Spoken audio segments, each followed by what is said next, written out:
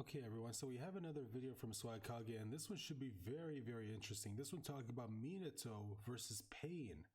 Now, for me personally, I think Minato going up against the Six Paths of Pain is a very interesting matchup. Now, whether or not Minato would win, I guess would depend. Like, are we talking about Minato before he took one half of the Nine Tails inside him, or are we talking about Minato with before that with just Sage Mode alone? Because I mean, Naruto did have Sage Mode when he beat Pain, but we also got to remember that Naruto also had prior knowledge of Pain's abilities, and Minato might not have that. So it's an interesting debate to have, but let's go ahead and look at this video. Let's see what Swag thinks. And as always, guys, links in the description, and consider hitting the subscribe button to help me get to 1,000, guys. We are really close. And also remember to like this video, share, and leave a comment letting me know your thoughts, as always, because YouTube just absolutely love it. Makes this video look good with the algorithm. So how's it going, everybody? Swagkage here, and welcome to today's video. Got another versus matchup for everybody. It's one that's been requested like a billion times. Everybody's been asking for Minato versus Pain for as long as I can remember. And in the past, I never found this battle that intriguing. I looked at it and I was like, that wouldn't be that cool. Nobody would watch a video about that. And I'm kicking myself right now because I thought about it more today. And I asked myself, why didn't I like this? This would have been an awesome fight to see. And it's one that I definitely like talking about. So that's what we're going to be doing today. Now, I've talked about Pain in mini versus videos in the past, but the way he interacts with Minato is much different than how he interacts with many of his other potential opponents. With most other people, he has a handful of attacks that can just end the fight immediately, like Chibaku Tensei and Chaotic Shinra Tensei, and stuff like that won't be super effective against Minato because the guy can teleport. Depending on the range they're used from, both Chaotic Shinra Tensei and Chibaku Tensei can take a long time to hit their target, plenty of time for Minato to warp away from the battlefield and then come back. By the time he returned, the Six Paths of Pain would be noticeably weaker due to Nagato's severely cut chakra supply, and the rest of the fight would be a lot easier for him as a result. The Paths of Pain can't be as aggressive against Minato as they can against many other people. He's one of the fastest ninja to have ever lived, and with that comes being incredibly slippery and hard to hit. One thing that's interesting about this battle, though, is while the Flying Thunder God Jutsu will be problematic for Nagato to deal with, one thing he could easily do to combat it is use the gravitational abilities of the Diva Path to change the positions and locations of Minato's Raijin kunai. Bancho Tenin can pull the kunai out of place, and Shinra Tensei can launch them to different locations throughout the battlefield. These dynamics are pretty important, and they're worth taking into account when discussing other aspects of the fight, which I'll start doing right now. So to keep things simple, I won't be taking Sage Mode or KCM into account at the beginning here. I'll get to them later, but for now this is base Minato versus the Six Paths of Pain. Comparing him to Naruto, he's essentially a stronger version of him, with the Flying Thunder God Jutsu instead of the Rasen Shuriken. While the Rasen Shuriken is obviously really strong, Flying Raijin is a lot more useful in a fight against Pain, mostly because Minato can use it over and over, whereas Naruto was only able to use it a handful of times when he fought Pain. It also can't be absorbed by the Predapath, obviously, and since it isn't a massive moving projectile, it's a lot harder to track. As for everything else in Minato's arsenal, like Naruto, he's a master user of both the Shadow Clone Jutsu and the Rasengan, and it's shown that he's capable of summoning Gamabunta. Something else worth taking into consideration is his ability to summon the Shinigami, and while this may initially seem worthless, since stealing the soul of any of the Paths of Pain would do nothing to Nagato, I'll get into how it might be really useful later in the video. As I've said in previous videos of mine, Pain's arsenal is both vast and versatile, but I think the most important ability he has here is the shared vision present between the six paths. This will allow him to monitor Minato's teleportation far more effectively than anyone without the Rinnegan possibly could, with the exception of maybe Sage Mode users and Sensory type ninja, thanks to the fact that as long as just one of the six paths sees where Minato ends up, all of them will be safe from a surprise attack or ambush. Now, whether or not they'll actually be able to react to him is a completely different story. As I've said, Minato is incredibly fast, one of the fastest ninja to have ever lived, and not that the Paths of Pain are slow, but they're definitely not as fast as Minato is. What's more, they won't just have one of him to deal with. Like I said, he's very good at using the Shadow Clone Jutsu, so with enough planning and the right approach, Minato and a horde of his clones could easily overwhelm the Six Paths of Pain with their speed alone. Now, that said, Pain also has a lot of ways that he can disrupt Minato during combat. The Animal Path can bring in enough summons to pose a pretty serious threat to Minato, and as as it summons more animals, the field of vision shared by the paths and the summons of the animal path will continue to grow. The Diva path can use Shinra Tensei to defend itself from clones, and Bansho Tenin to interrupt any clones attempting to attack one of the other paths. The Preta path can absorb the Rasengan if Minato or one of his clones attempts to hit it with one, and the Asura path can cause a whole bunch of problems with all of its crazy weapons and equipment. As is usually the case with Pain, a factor that could heavily affect the outcome of the fight is its location. The paths are at their strongest when in the Rain Village, so if Minato fights Pain there, he'll be in for a lot of trouble, especially because the usual handicap that the paths would have, wherein the Diva path wouldn't be able to use Chibaku Tensei or Chaotic Shinra Tensei for fear of destroying the Rain Village, wouldn't really matter because neither one would be very effective against Minato anyway. On the other hand, if Minato fought Pain in the Leaf Village, not only would the paths not be at their strongest, but Minato would also have access to a whole bunch of teleportation points, thanks to the fact that it's very likely he laid out various kunai throughout the village and perhaps marked many of Konoha's landmarks with flying Raijin seals. The last thing I want to discuss before I talk about how I feel the fight would play out is the importance of intel. Not necessarily in determining the outcome, but rather in determining how each fighter would interact with one another. The series very clearly implies that fighting against Pain without knowing what he's capable of is a lot more dangerous than coming prepared. Of course, this idea doesn't apply to Pain exclusively, but it's specifically true in his case because of how weird the toolkit provided by the Rinnegan is. If Minato exactly. In fact, I think it was even one of the Paths of Pain specifically said that it's a good thing that Jiraiya didn't really know how their abilities worked, because otherwise we would actually be dead right now. Yeah, so that in and of itself should tell you how important it is to have intel on your opponent. And that's something that I think, again, a lot of people forget about when it comes to the Naruto universe, is having prior knowledge of your opponent's abilities and their skill set can be a very, very big advantage.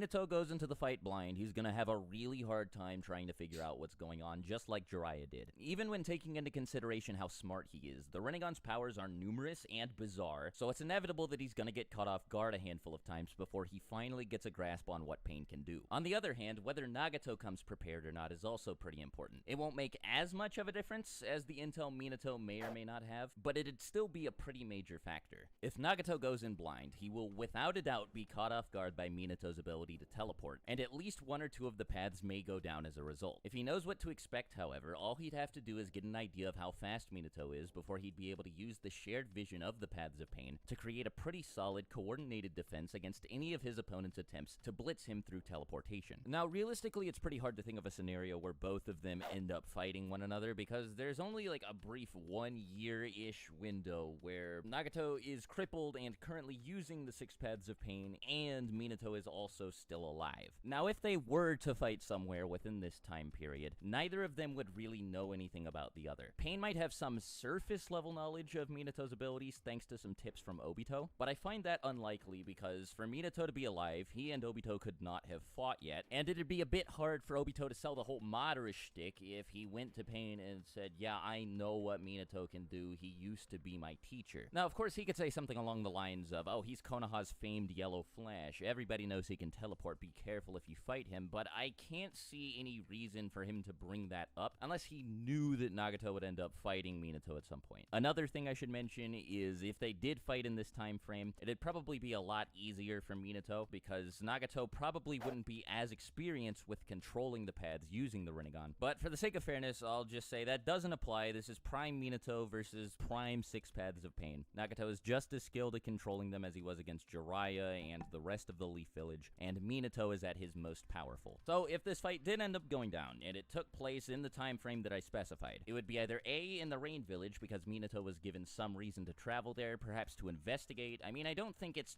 too unlikely for rumors to start spreading about a boy with the Rinnegan causing an uprising in the Rain Village that led to a civil war there between Hanzo and the Akatsuki. Jiraiya could even give Minato a tip before he leaves. Something like, I used to be that boy's teacher. The stories about the Rinnegan are true. Or B, it would take place in the Leaf Village, village, probably because Obito wants Nagato to travel there in his place, maybe even to get a glimpse of the power of the Rinnegan, but most importantly, of course, for the capture of Kushina. This would obviously catch Minato's attention, and the two would end up fighting. If they were to fight in the Rain Village, I think it's reasonable to say that both of them would be going into the fight completely blind. Neither would have any insight into the other's abilities, but if they were to fight in the Leaf Village, Pain would have, like I said, surface-level knowledge of Minato's abilities, such as the fact that he can teleport and maybe use the Rasengan or whatever, but aside from that, he wouldn't know too much. In the Rain Village, his lack of knowledge would be offset by the power boost he receives from fighting there, and in the Leaf Village, his possession of knowledge would be offset by Minato's home field advantage, which I discussed earlier, and the fact that the paths would be weaker than they would when fighting in the Rain Village. So,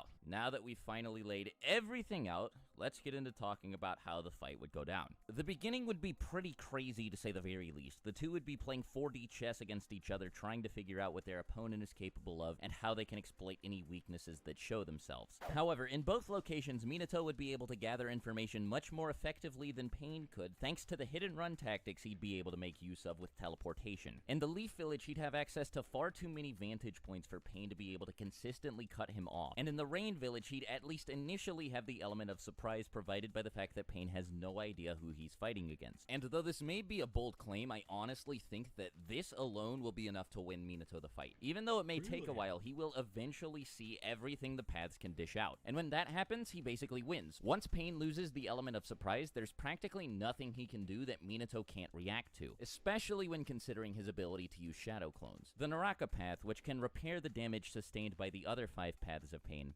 is shown to be not very durable at all. It was almost destroyed by a single Rasengan from Konohamaru, and since Minato is obviously much more powerful than Konohamaru, I imagine that one of his Rasengan would probably do the job completely. And once he gets rid of that one, though I do acknowledge the paths of Pain are strong, it's just a matter of time before he takes care of the rest. This is especially true if we take Sage Mode into consideration, and even though Minato claims that he's not very good at using Senjutsu, immediately after he did, he closed his eyes for like 2 seconds, opened them back up, and suddenly he was in perfect Sage Mode. His Senjutsu can't be that bad, and if he uses it against Pain, I'm pretty sure it's an easy win for him.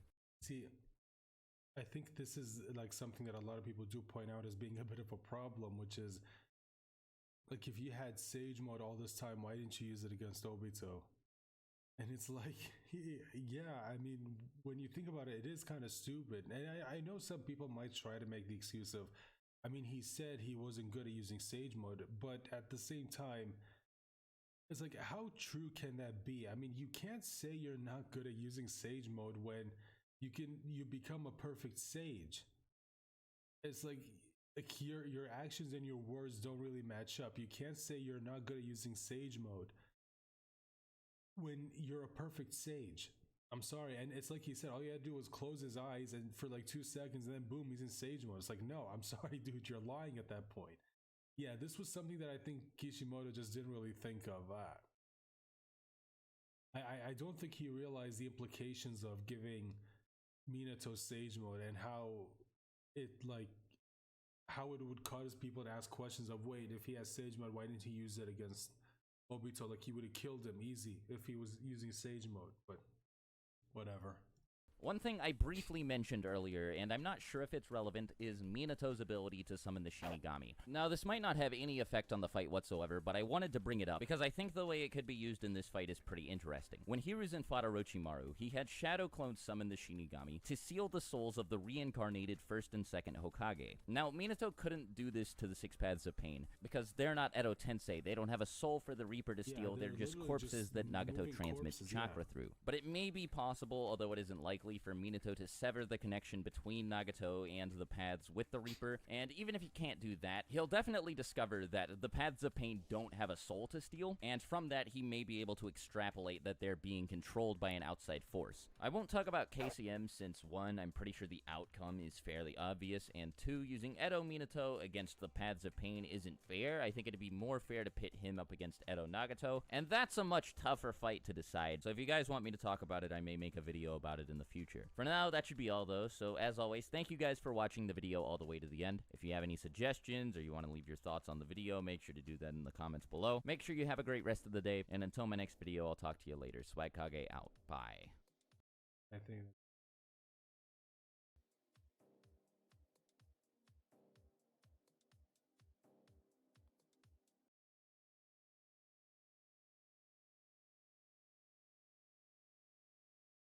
yeah, so that's the end of the video.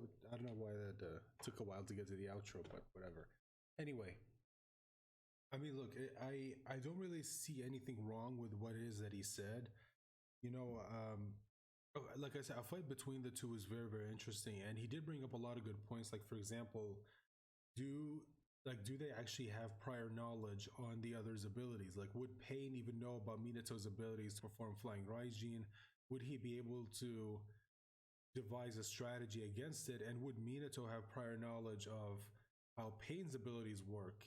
And would that help him or not? And personally, yeah, I think it would help him. I mean, it's like I said, Jiraiya himself, I think, would have done a lot better against Pain if he had prior knowledge of how exactly his abilities worked. I mean, even in the manga, one of the paths of Pain said specifically, it's like, it's a good thing he didn't know about how our abilities work, otherwise we would have been killed. And they're not wrong. Like, Jiraiya is, he's a really intelligent fighter. I think a lot of people may forget that, but he is actually a very intelligent fighter. And he would have definitely done a lot better if he had knowledge of how exactly Pain's abilities actually work, and what the Rinnegan's abilities actually are, and what their weaknesses are, and what their limits are. But anyway, guys, as always, let me know your thoughts in the comment section down below. Who do you think would win in a fight between the two? Do you think that Suakage missed anything? If he did, again, let us know in the comment section down below. And remember to leave a like, share the video, subscribe if you haven't. Make sure to hit the bell to be notified whenever I post a new video. And consider, again, subscribing to help me get to 1,000, guys. We are really, really close to 1,000. And I thank everyone who is subscribed to my channel. And I hope you will continue to support me in the future. Anyway, guys, that's going to be it. Bye for now.